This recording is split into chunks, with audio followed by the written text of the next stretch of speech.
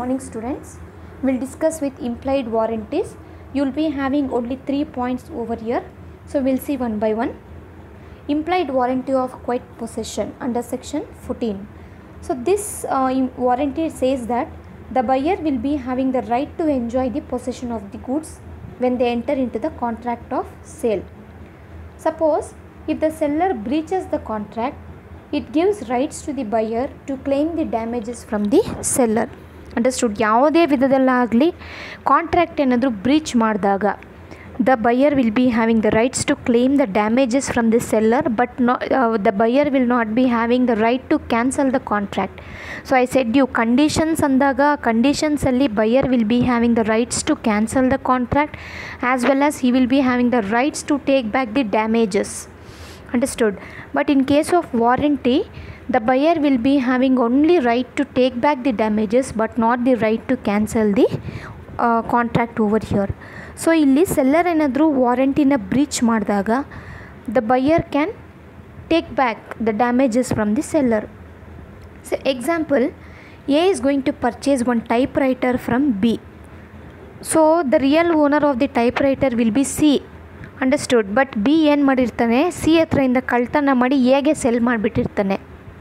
Now it is a duty of the buyer, the A, to return the goods that is typewriter to the C who is the real owner of the typewriter.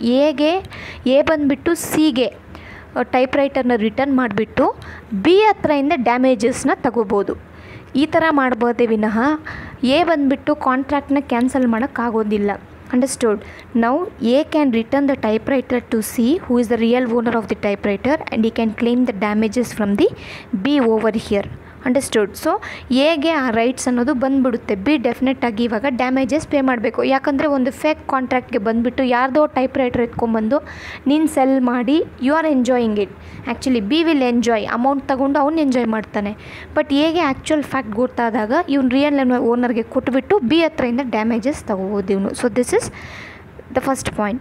Next you will be having implied warranty of freedom from encumbrance.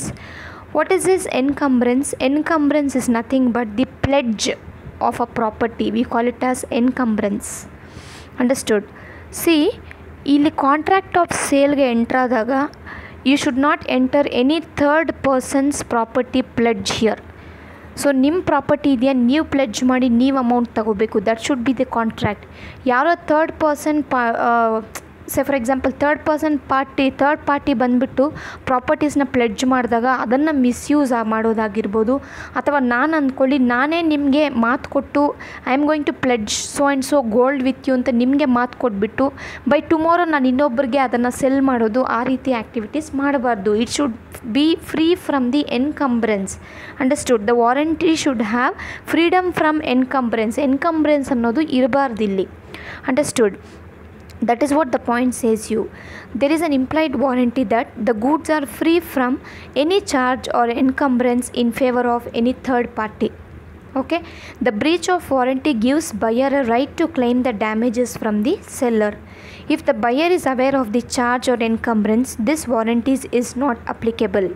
So ಇಲ್ಲಿ already ಏನಾಗುತ್ತೆ ಅಂದರೆ ಬಯರ್ಗೆ ಗೊತ್ತಿದ್ದು ಈ property pledge ಮಾಡಿದರೆ ನಾವು ಈ ಪ್ರಾಪರ್ಟಿನ ತಗೋಬಾರ್ದು ಅಂತ ಗೊತ್ತಿದ್ದರೆ, ಅಂಡರ್ಸ್ಟುಡ್, ಆಲ್ರೆಡಿ ಪ್ಲೆಡ್ಜ್ ಮಾಡಿದ್ದಾರೆ ಅಂತ ಗೊತ್ತಿದ್ದರೆ ತಗೋಬೋದು ಅವನು. ಸೊ ಇದು ಕಂಡೀಷನ್ ಆಫ್ ದಿ ವಾರಂಟಿ ಅಲ್ಲಿ ಅಪ್ಲಿಕೇಬಲ್ ಆಗಲ್ಲ.